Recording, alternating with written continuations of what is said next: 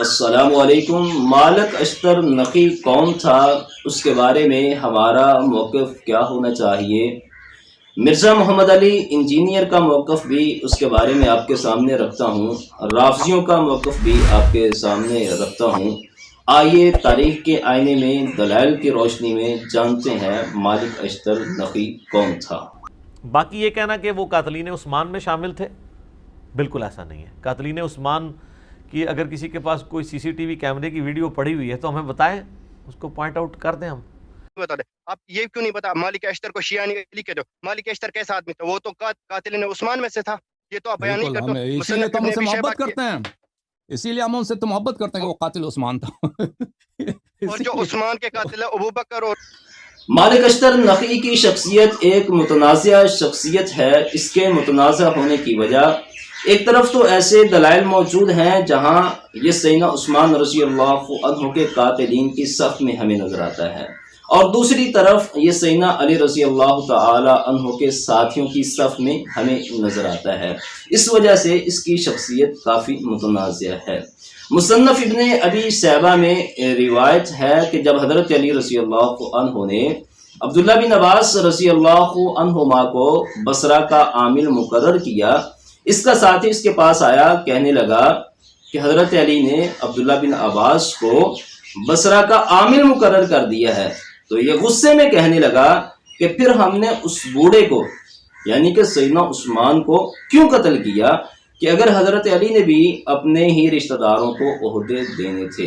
اسی طرح کی روایت تاریخ طبری میں بھی موجود ہے کہ جب اس کے پاس یہ خبر پہنچی کہ حضرت علی نے عبداللہ بن عباس رضی اللہ عنہما کو بصرہ کا عامل مقرر کیا ہے، تو یہ کہنے لگا عبید اللہ بن عباس وہ یمن کا عامل ہے، قسم بن عباس اس کو حجاز مل گیا، عبداللہ بن عباس کو بصرہ مل گیا، اور کوفہ خود حضرت علی رضی اللہ تعالی عنہ نے رکھ لیا، تو پھر ہمیں حضرت عثمان کو قتل کرنے سے کیا ملا؟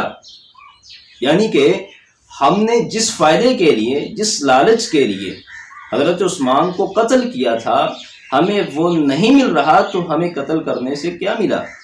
ان روایات سے ایک تو یہ بات ثابت ہو رہی ہے کہ مالک اشتر خود حضرت عثمان رضی اللہ عنہ کے قتل کا اعتراف کرتے ہیں، لیکن مرزا صاحب اس بات کو تسلیم نہیں کر رہے۔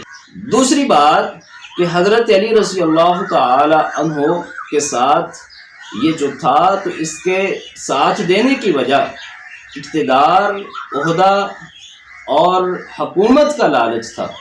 تو یہ اپنے لالچ کی وجہ سے، عہدے کی غرض کی وجہ سے سیدنا علی رضی اللہ عنہ کے ساتھ تھا۔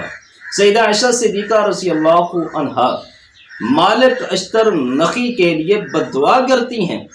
امام طبرانی رحمۃ اللہ علیہ اپنی کتاب المعجم الکبیر میں روایت نقل کرتے ہیں کہ ام المومنین سیدہ عائشہ صدیقہ رضی اللہ عنہا سے کسی نے پوچھا حضرت عثمان رضی اللہ عنہ کو قتل کیوں کیا گیا؟ تو انہوں نے فرمایا اللہ کی قسم وہ مظلوم تھے، اور جس نے قتل کیا ہے اللہ اس پر لعنت کرے، اور پھر فرمایا کہ اے اللہ مالک اشتر کی طرف کوئی تیر بھیج دے، یعنی کہ اس کو ہلاک کر دے۔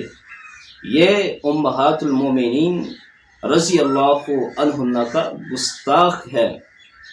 جب ام المومنین سیدہ صفیہ رضی اللہ عنہا سیدنا عثمان رضی اللہ عنہ کے دفاع کے لیے نکلی، سواری پر سوار تھیں، تو مالک اشتر نے ان کی سواری کے چہرے پر مارا، وہ سواری واپس مڑی، تو سیدہ صفیہ رضی اللہ عنہا نے اپنے غلام کنانہ سے کہا کہ مجھے واپس لے چلو، یہ کتا کہیں مجھے ذلیل نہ کر دے۔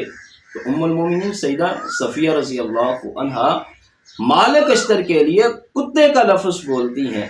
سیدہ عائشہ صدیقہ رضی اللہ عنہا اس کے لیے بد دعا کرتی ہیں، اور یہ خود اعتراف کرتا ہے کہ میں نے سیدنا عثمان رضی اللہ عنہ کو قتل کیا ہے۔